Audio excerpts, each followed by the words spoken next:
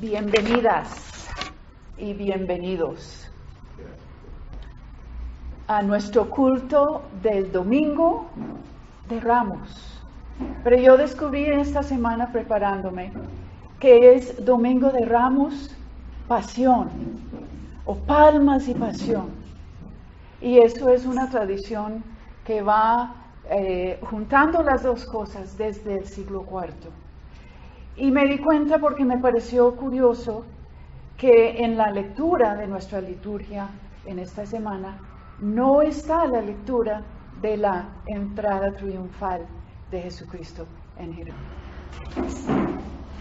Creo que es importante resaltar eso por una razón teológica y una razón práctica. La razón teológica es que no hay gloria y no hay triunfo sin sufrimiento. No hay resurrección sin la cruz. Los dos van juntos, inevitablemente.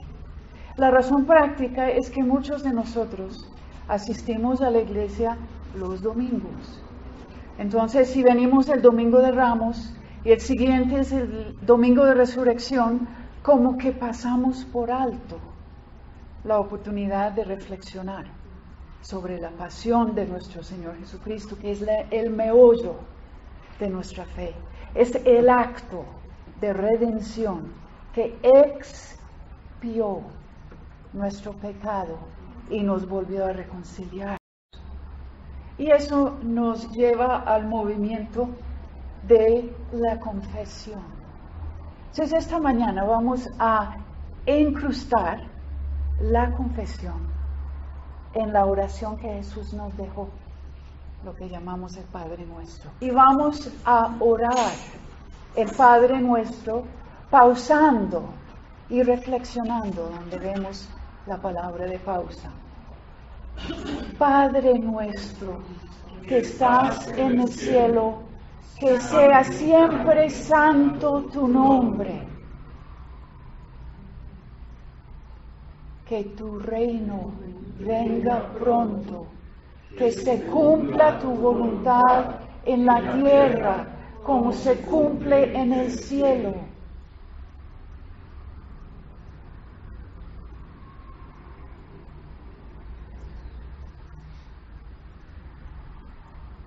Danos hoy nuestro alimento para este día. Y perdona nuestros pecados. Y aquí vamos a tomar el momento de silencio para confesión y traer nuestro pecado delante del Señor.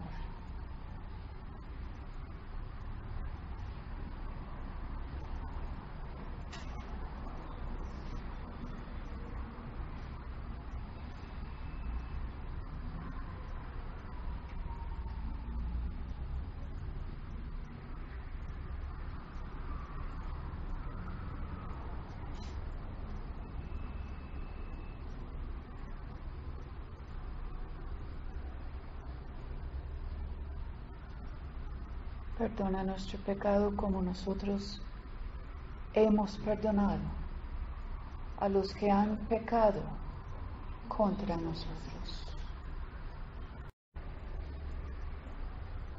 No permitas que cedamos ante la tentación, sino rescátanos del maligno, pues tuyo es el reino y el poder y la gloria por siempre. Amén. Y eso en el movimiento de nuestra liturgia nos lleva a la dicha de poder abrazarnos con libertad, perdonados, bendecidos y desearnos mutuamente la paz. Después de la siguiente canción vamos a pasar a la lectura de la palabra, pero les prevengo, yo tengo la tendencia de volcar las cosas y hacerlos al revés y cambiar las cositas. Entonces las lecturas en esta mañana los vamos a hacer como siempre con la culminación en el Evangelio, pero vamos a ir anticronológicamente. Vamos a empezar y las lecturas son intensamente cristológicas en esta liturgia. Vamos a empezar con Filipenses, que es una reflexión cristológica dada a la iglesia en la ciudad de Filipos. Luego vamos a pasar a la lectura, una lectura mesiánica en Isaías, el profeta que vivió bajo los reyes de Israel. Y luego vamos a pasar al Salmo, que también es un salmo netamente cristológico que viene del inicio del periodo de la monarquía escrito por el rey David. Entonces, antes de oír la lectura de la palabra de Filipenses, vamos a cantar una canción basada en esa misma lectura. Jesús, Señor de la creación, siendo en forma de Dios, se despojó de sí mismo, tomó la semejanza de hombre, y siendo puro y sin mancha, entre nosotros vivió. Y así mismo se humilló, tomando forma de siervo, hasta su vida entregar, en una cruz terminal. Mas Dios a lo sumo le exaltó, y en su nombre engrandeció, para que ante autoridad toda rodilla se doble y toda lengua confiese que Jesús es el Señor. Mas Dios a lo sumo le exaltó y su nombre engrandeció, para que ante su autoridad toda rodilla se doble y toda lengua confiese que Jesús es el Señor. Es el Señor, es el Señor, es el Señor.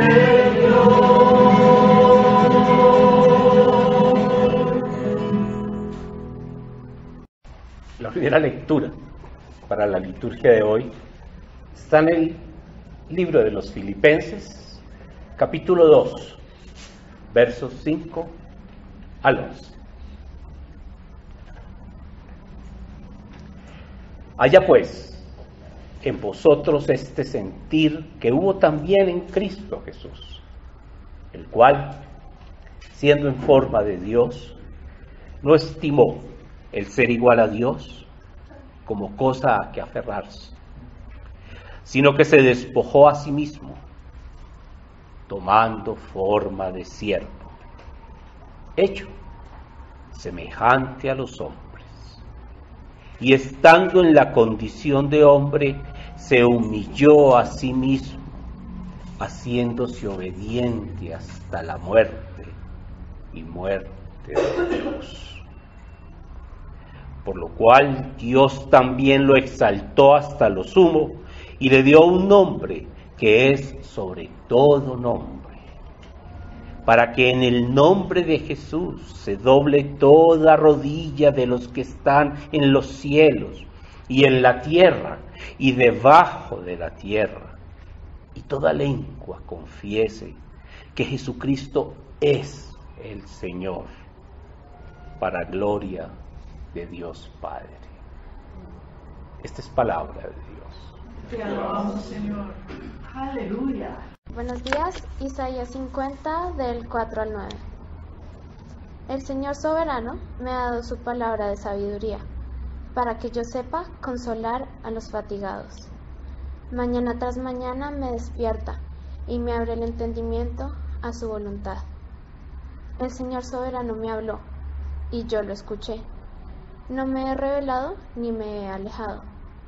Le ofrecí la espalda a quienes me golpeaban, y las mejillas a quienes me tiraban de la barba.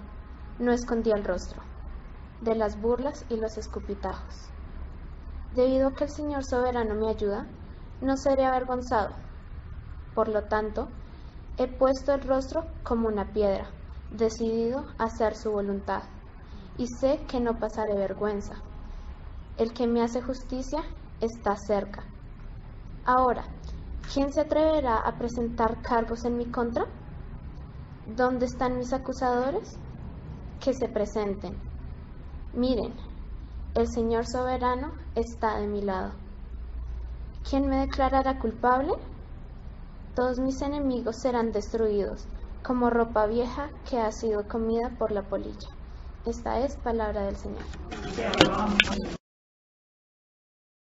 El Salmo 31, leeremos los versos del 9 al 16.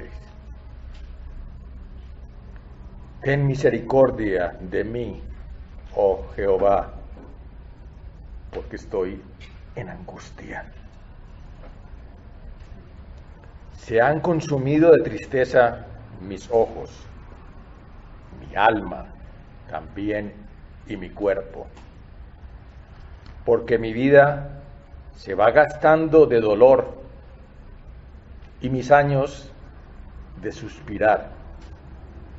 Se agotan mis fuerzas a causa de mi iniquidad y mis huesos se han consumido.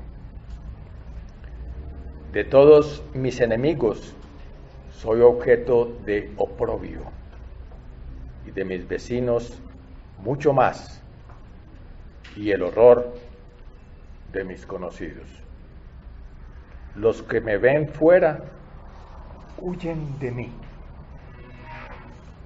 He sido olvidado de su corazón como un muerto. He venido a ser como un vaso quebrado, porque oigo la calumnia de muchos. El miedo me asalta por todas partes, mientras consultan juntos contra mí e idean quitarme la vida. Mas yo en ti confío, oh Jehová. Digo, tú eres mi Dios. En tu mano están mis tiempos. Líbrame de la mano de mis enemigos y de mis perseguidores. Haz resplandecer tu rostro sobre tu siervo. Sálvame por tu misericordia. Es palabra de Dios. La cuarta lectura en realidad es todo el capítulo 14 y 15, por las razones que compartí, para dar a la Iglesia la oportunidad de repasar todos los 40 horas antes de la crucifixión de Jesucristo en la cruz. Para los que hicimos la lectura durante esta semana, lleva más o menos 28 minutos.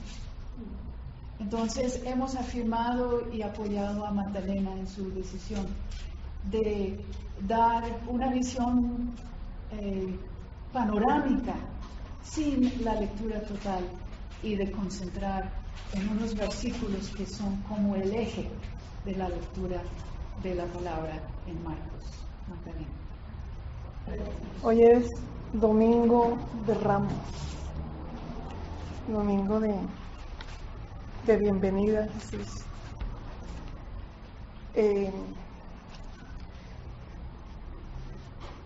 Gratos recuerdos de este día cuando éramos niños, bonito día. Hoy quiero que nos situemos como observadores, ojalá buenos oidores y ojalá buenos hacedores de la palabra. Pero el énfasis va a estar en lo que observamos. Comenzaré por decir que Marcos es el narrador de hoy. Marcos, un escritor modesto de su evangelio, dirige su evangelio a los gentiles, especialmente a aquellos que estaban en persecución, años 65 al 70 después de Cristo. Y su énfasis está en el ministerio de Jesús, en lo que hizo y en lo que dijo Jesús. Entonces, este relato evidencia la estilística de Marcos. Entonces, la Pascua, como para situarnos en el contexto de la época de la que hablan estos dos capítulos y el 11 también, era una fiesta que se aproximaba y era una fiesta que multiplicaba varias veces la ciudad donde se celebraba. Y entonces no había hoteles, no había hospedajes, no había hosterías, cada quien alojaba en su casa y disponía de habitaciones para los visitantes. Pero si por ejemplo una ciudad tenía 50.000 habitantes, se aumentaba en varios cientos de miles. Entonces imagínense la congestión, el ambiente de fiesta, de jolgorio, el rumor de las conversaciones, los niños andando por la calle gritando.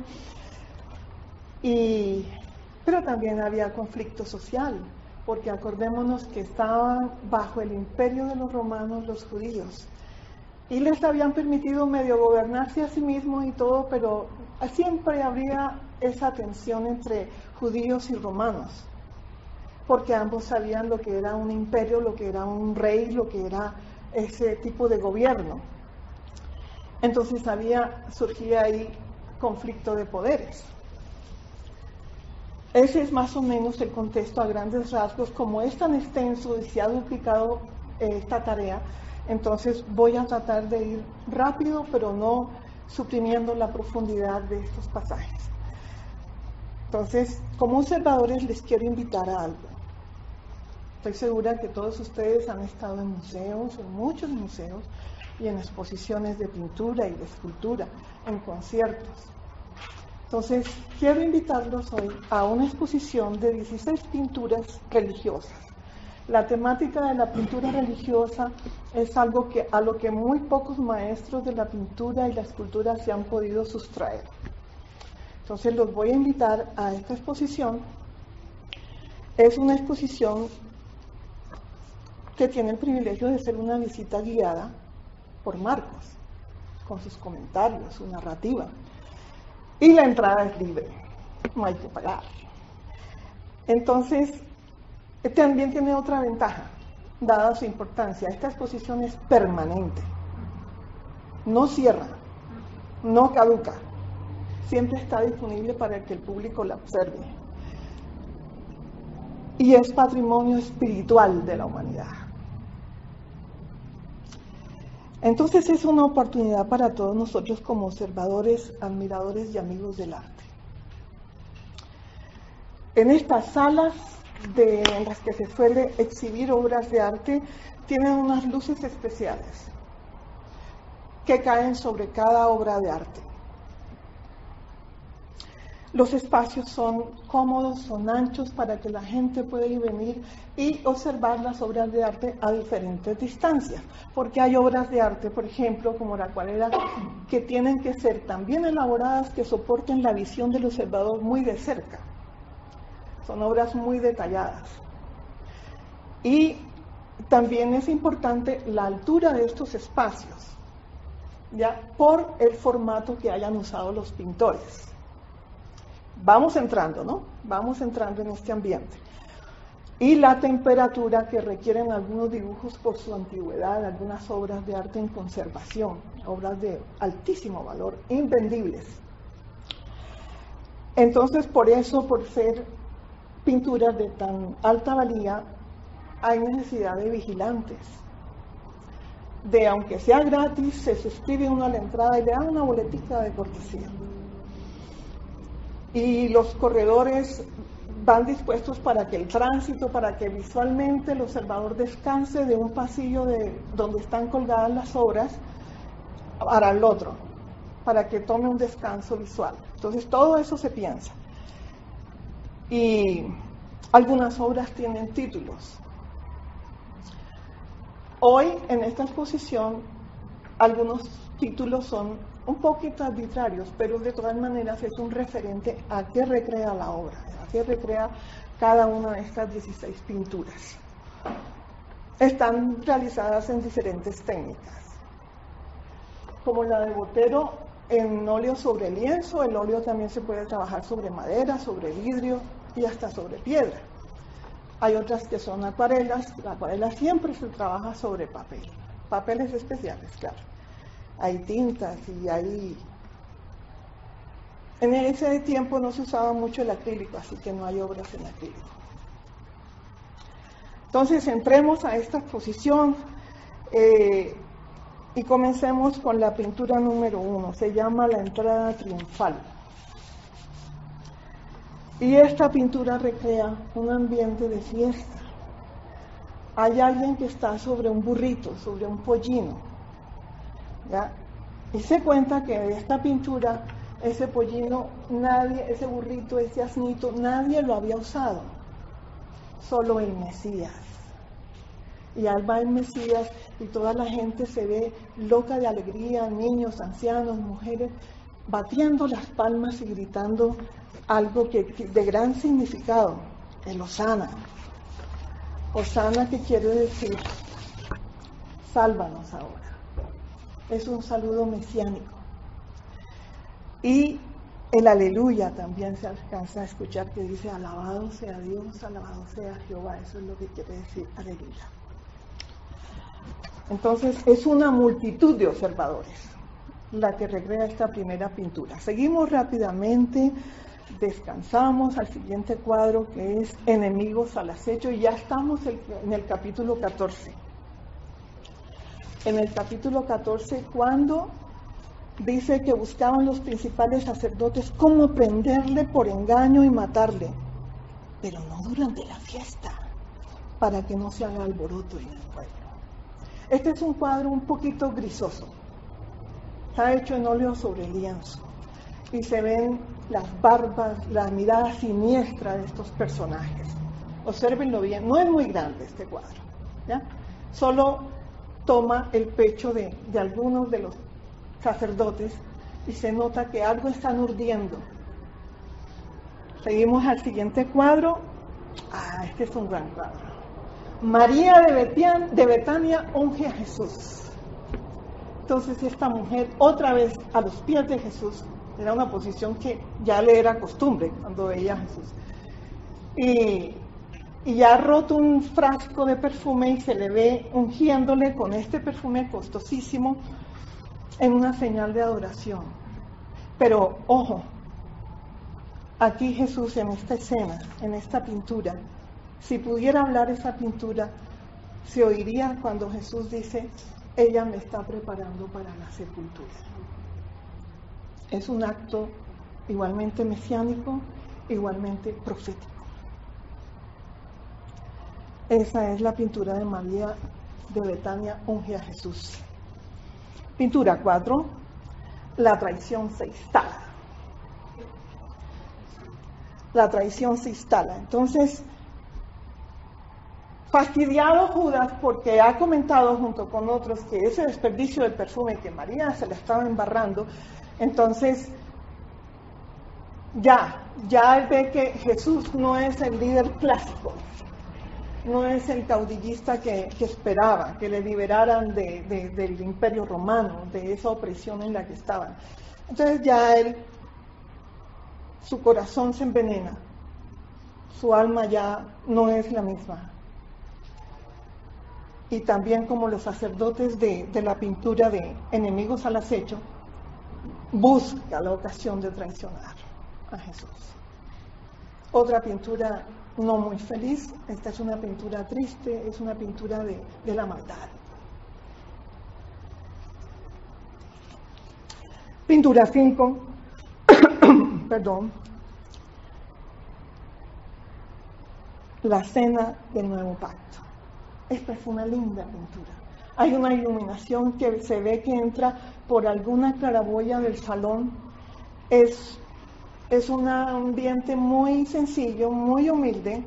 No hay mayores adornos en las paredes ni nada. Y en medio de esta cena, Jesús dice, toma en sus manos el pan, dice, este es mi cuerpo, y lo parte. Un solo pan, un solo cuerpo. Él tenía su cuerpo, su destino en sus manos. Él lo parte. Ya sabe lo que va a ocurrir. Segunda vez que él anuncia su muerte, su sacrificio. Sacrificio perfecto. No había nadie más que pudiera hacer esto, sino él. Lo parte y dice, beban, esta es mi sangre del nuevo pacto que es derramada por muchos. Aquí se hace presente el nuevo pacto. La alianza del monte del Sinaí, sabe él que han sido los de su propio pueblo quienes la han violentado, la han violado. Entonces aquí pronuncia, aquí promete ese nuevo pacto, esa nueva alianza de la gracia de Dios. Y dice que es derramada por muchos. Ya está anunciando. No beberé más del fruto de la vid hasta el día que beba el vino nuevo en el reino de Dios. La Pascua se celebraba con corderos y con panes sin levadura, algunas verduritas, hierbitas amargas, especies de estas. Y Jesús toma este vino y este pan y mientras comían, dice el texto, ¿no? Y a los 12 les dice, pero aquí en esta pintura pasa algo siniestro. Jesús anuncia la traición de Judas. Dice, alguien de ustedes me va a traicionar. Y todos se entristecen, o casi todos, porque no dice que Judas se entristeciera. Todos se entristecen y dicen, ¿seré yo? ¿Seré yo? Uno a uno van preguntando, dice Marcos, el comentarista de esta exposición. ¿Seré yo? Dice, el que moja conmigo el pan, el que está comiendo junto conmigo. Me imagino que los otros, llenos de vergüenza ajena, callan. Esa es la quinta pintura. Veo en esta última frase, no beberé más del fruto hasta que beba el fruto del vino nuevo en el reino de Dios. Veo que él sabe que es el sacrificio perfecto, que sabe que tiene que entregar su vida y hay una gran promesa en el reino de Dios. Entonces ahí se concentra, ahí confluye todas estas pinturas de las que le estoy hablando. Esa es la principal pintura. Él con sus discípulos, última vez, última cena, cena del pacto. Pintura 6. Jesús anuncia la negación de Pedro. Pero a ver, Pedro era un impulsivo de primera categoría. Pedro no se medía sus palabras, siempre quería ir más adelante que los demás. Y Pedro promete, no te negaré, ni aunque tenga que morir te voy a negar. Ojo, no prometan en medio de la alegría. Controlen sus emociones, no que las emociones los controlen a ustedes. Entonces, Pedro promete esto, pero ojo, a Jesús no solamente lo traiciona Judas, sino que los demás huyen todos. Y dice en el texto que además de Pedro, pues todos decían lo mismo, todos le prometían. Y la traición de Judas no hace más que evidenciar la traición de su propio pueblo. Más adelante. Entonces, anuncia la negación de Pedro y Pedro se reafirma, no te voy a negar, olvídate de eso. Pintura 7. Jesús se aparta a orar en Getsemaní. Gran recurso en crisis. Único recurso, la oración. La oración a solas, como dice la canción, lloramos cuando nadie nos ve. En medio de una soledad, estando con los discípulos, no hay peor soledad que la que uno experimenta cuando hay mucha gente, pero no estás solo. Y te sonríen y todo, pero tú estás solo, estás sola. Esa es una soledad muy tremenda. Creo que Jesús se sintió un poco así en un momento. Ayer conversábamos con María Victoria, el condenado a muerte nunca sabe cuándo es que lo van a ejecutar. Pero yo creo que sería peor si supiera. Hubo una mujer que mi mamá me relataba que fue condenada a la silla, y cuando le dicen que mañana va a ser la ejecución, ella cana en esa noche, encanece todo su cabello. Es la angustia. Entonces es una tristeza a solas. Ese trago, ese buche se traga a solas. Pintura 8. El arresto de Jesús. El beso de Judas. La pintura se llama El arresto de Jesús, pero hay un referente ahí que es el beso de Judas. El beso se daba entre los hombres, a veces hasta 2 y 3 veces en las mejillas, y solo se saludaba así con tanto honor y cariño a los maestros. Y así saluda Judas a Jesús: maestro, maestro, y le besa. Le entrega con la ironía de ese beso.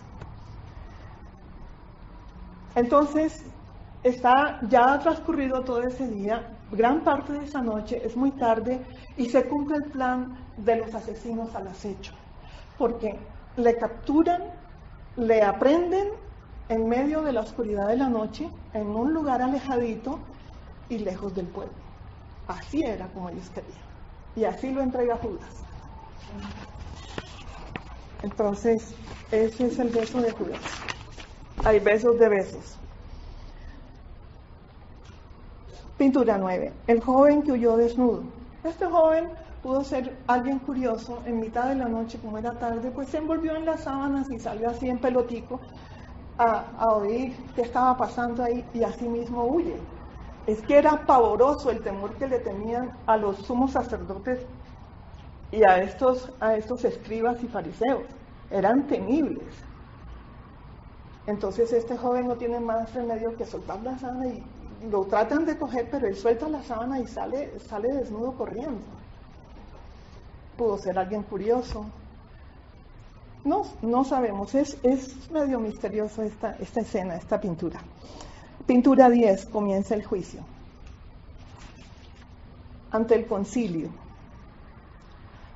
Jesús es aprehendido con palos, viene una turba de los que tenían, creo yo, que arreglados los sumos sacerdotes, y le llevan al concilio. Este es un ámbito de juicio de los judíos.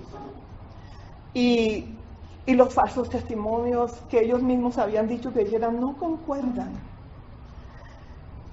Entonces, están tan confundidos que el sumo sacerdote Caifás interviene.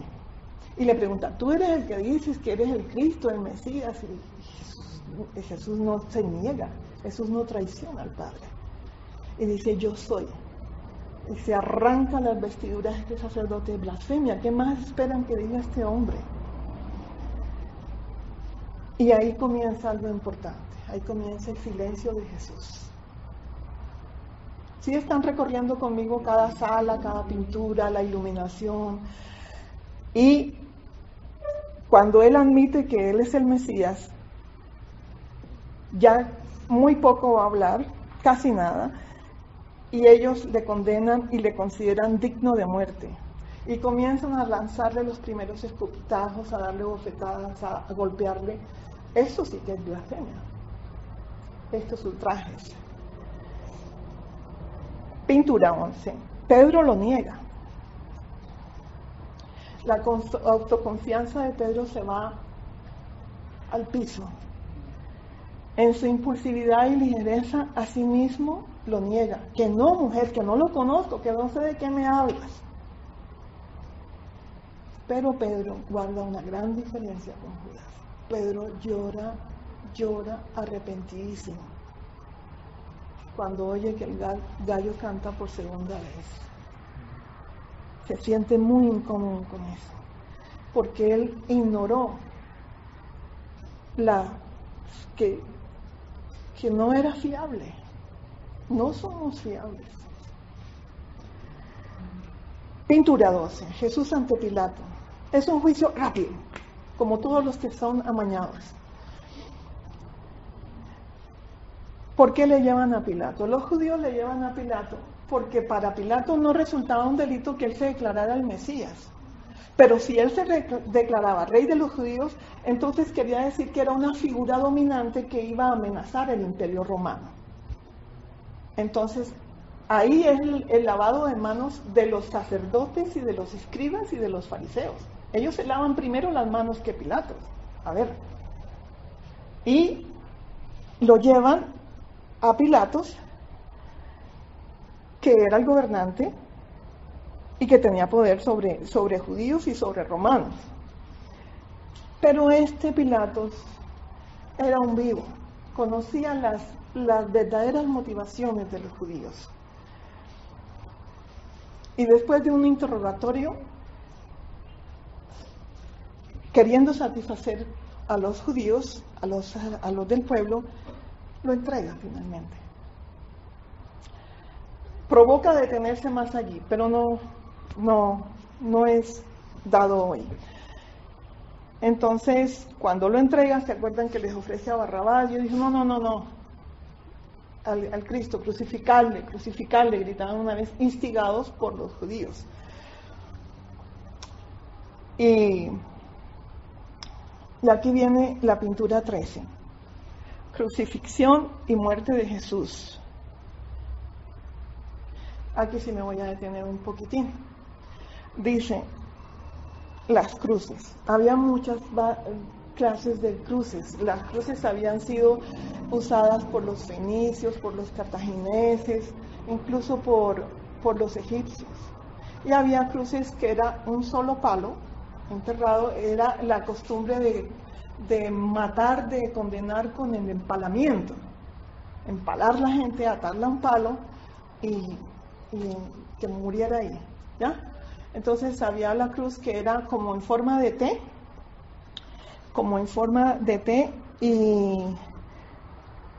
y había, esa es la cruz commisa, y había la cruz immisa, que es la que usaron para Jesús, que era, sobresalía el palo vertical un poco hacia el horizonte y el otro era horizontal, de la misma medida que la del palo que bajaba verticalmente. Entonces los pies quedaban muy cerca de la tierra, ¿ya? Las cruces eran la condena de muerte, ¿para quiénes? Para los delincuentes extranjeros, no romanos. Entonces, la persona el condenado tenía que llevar su propia cruz y lo paseaban por las calles principales de la ciudad, lo exhibían. Y delante de él iban varios soldados y uno de ellos en el centro llevaba un estandarte que decía el delito cometido por el condenado que venía detrás. Y el letrero de Jesús era Rey de los Judíos. Ese fue el delito. Y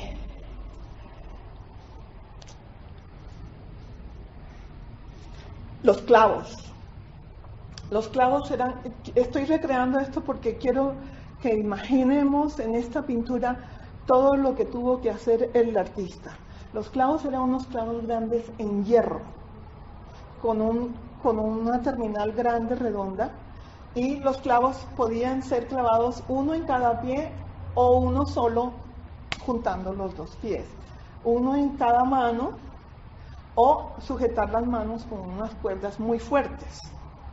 Ya a Jesús fueron 3 clavos, ¿ya?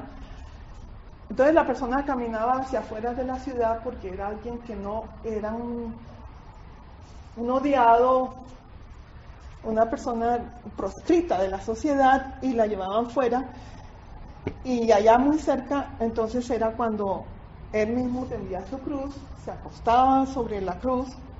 Hay un pintor holandés fabuloso que recrea ese momento cuando él se está echando sobre la cruz y lo clavaban primero de las manos y luego de los pies. Había a veces que ponían una especie de asientico en la mitad de la cruz como para que la persona se sentara y descansara. un asiento súper incómodo. Eso se llamaba patíbulo. Y por eso, llevado al patíbulo, por eso de ahí viene todo este engranaje de las palabras. Entonces, lo clavaban y los brazos quedaban a una altura casi a la misma del tronco horizontal. Entonces, ¿qué pasaba ahí? La persona se le iba dificultando respirar. No había mucha circulación. Entonces la persona entraba en una agonía lenta. Había unos que demoraban un día y había otros que demoraban 8 días en esa agonía. 8 días. Y a los 8 días la persona ya estaba infectada por las heridas y antes de ser crucificado, la persona en la legislación romana tenía que ser azotada. Y el número de azotes variaba, pero estos látigos tenían unas terminales redonditas muy bien hechas, con mucha curiosidad, y tenían unas estrías. Y en una estría llevaban una salidita en el hierro, en el metal, una sí, una no, una sí, una no. Entonces, cuando esto penetraba en la piel, era una herida profunda, parecía morder la piel y sacaba, y la persona se comenzaba ya a desangrar. Los latigazos no tenían que fuera en la espalda, donde fuera. Y Botero recrea muy bien esto porque el cuerpo de Jesús aparece con heridas por doquier. Entonces, podemos imaginar todo esto, y los observadores, ya la multitud no es la que le ha dicho Hosana, aleluya, es la multitud que mira todo esto, pero quieta. Temor, miedo. Entonces, van andando y al campo de la calavera. Pudo ser que el campo de la calavera se llama así por la forma de esa colina o porque era un lugar de ejecuciones. Y cuando bajaban a los reos ya muertos de las cruces, podían dejar las cruces ahí para los próximos.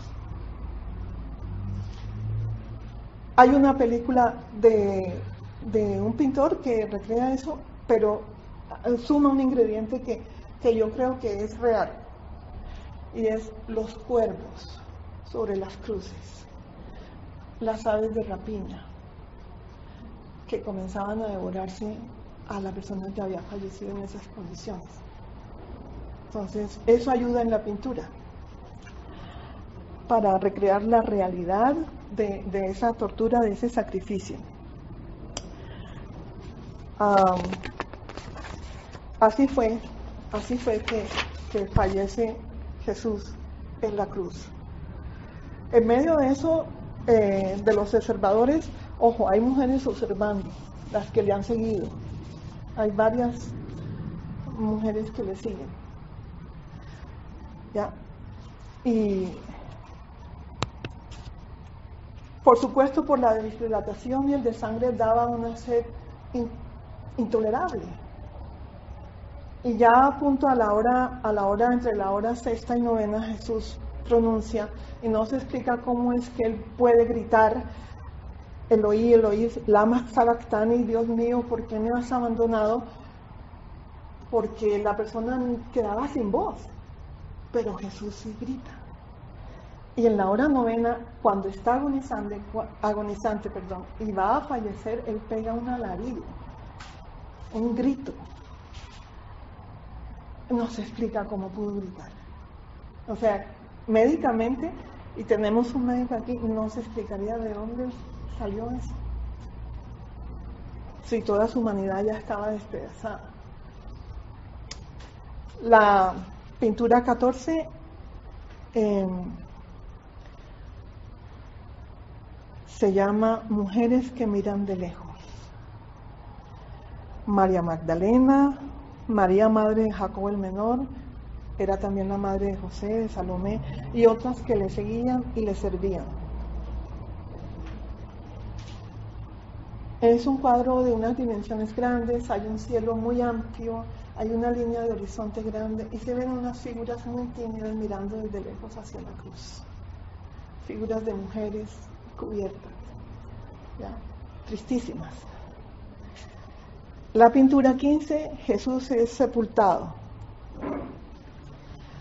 Ahí tenemos el consuelo de José de Arimatea, que es un judío, es un noble, del concilio, no era ningún pelagato, y va y reclama con mucha seguridad ante Pilato el cuerpo, el cadáver de Jesús, y lo ennoblece, compra una sábana, lo envuelve y lo pone en un sepulcro de nieve, un buen sepulcro, con piedra, un sepulcro cavado en la peña. Debió tener mucho trabajo para cavar dentro de una piedra una bóveda. Y ese sepulcro él lo dedica a Jesús. Lo envolvió y lo puso allí. Pintura 16, otra vez las mujeres, las Marías, miran dónde lo ponen. Estos pasajes comienzan con mujeres, terminan con mujeres. Ya. Entonces ya hemos observado toda la exposición. Salimos de la exposición. Unos salen cabizbajos, otros salen como que ya esto pasó, por fin, esto es historia pasada. Otros salen muy estremecidos. Pero ahora yo les pregunto, ¿cuál es la pintura favorita para ustedes? ¿Por qué? De estas 16, ¿cuál les impactó más? No que les gustó. Hay pinturas buenas y hay pinturas malas ahí, ¿no? En cuanto a lo que recrean, no es que estén mal elaboradas. ¿Qué momento del camino a la cruz te parece más difícil? ¿El de quién? El de Judas no es fácil. ¿El de los judíos? El del centurión que dice, verdaderamente este era el Hijo de Dios. ¿Qué tal ese? El de las mujeres, que no podían hacer nada, estaban. ¿Quién les prestaba atención? ¿Qué podían ellas haber hecho? Esa madre. ¿Cuál de esas pinturas ha impactado tu vida? Gail, es impresionante cómo el Espíritu de Dios nos da una sintonía especial. Este copiloto que se llevó 149 almas, 149 cuerpos, porque estaba clínicamente deprimido. Jesús no se llevó a nadie. Se fue por todos nosotros. Pretel dice, si yo me voy, se van muchos conmigo. Así somos, vengativos.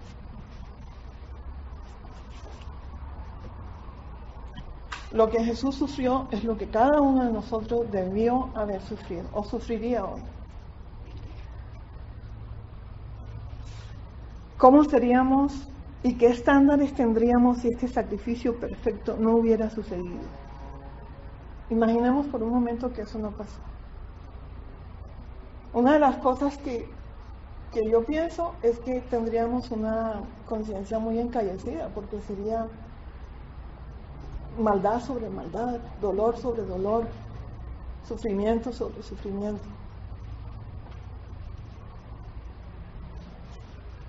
Mi hija le preguntó a una compañera suya de trabajo, que fue misionera en la India, le preguntó de toda la historia del cristianismo, de todas las verdades, de todo lo que se ha dicho del cristianismo, ¿qué es lo importante para ti a tu edad ya? Y entonces esta misionera, que se llama Olga Campos, dijo, sin derramamiento de sangre no hay limpieza de pecados. Eso es lo que a ella más le impactó. Eso convalida una de las últimas pinturas que hemos recreado. Yo pienso que lastima mucho que nosotros no seríamos diferentes de aquella multitud que observó cómo se condenó a Jesús. No tendría yo ninguna seguridad de eso. Hay un hombre ucraniano que tuvo SIDA por muchos años y fue desechado incluso por su familia, pero una viejita iba y le compartía del Evangelio. Y cuando ya vio que pues este hombre no tenía ningún tipo de respuesta, le dijo, mira, Ya yo te he explicado todos los pasos para seguir a Cristo, ya yo te he dicho mucho, te he dado testimonio. Yo voy a estar esta semana ayunando y orando por ti. Y te voy a estar esperando en la puerta de la iglesia a tal hora, el domingo. Si yo no te veo llegar, pues mis fuerzas ya no dan más. Seguiré orando por ti. Y este hombre fue a la iglesia ese domingo. Y dijo, me impresionó que alguien se tomara el trabajo de privarse de alimentos y de orar por mí, estando yo en semejante condición de sida, todo flaco, todo lleno de llagas, vuelto una piltrafa humana. Y este hombre se ha ido recuperando de esto y ha adoptado niños enfermos de sida y niños con parálisis cerebral, con muchos niños enfermos, muy enfermos, hijos de la guerra. Y ha recibido un premio, un reconocimiento a la mejor familia y el orgullo de Ucrania con su mujer. Tiene 9 hijos adoptados él. Y dice que pues no es fácil la tarea, pero dice, pero en mi hogar no hay cabida para la desdicha ni las angustias. No importa la precariedad y tampoco la amenaza de convivir con una enfermedad mortal. Dios nos ha restaurado. Dios nos ha dado una misión y nunca nos va a abandonar. Cuenta Isaías, de 41 años, y quien hace 23 es portador de VIH. Los Lenken son su familia y son su orgullo. Y son ejemplo para una sociedad deshonrada.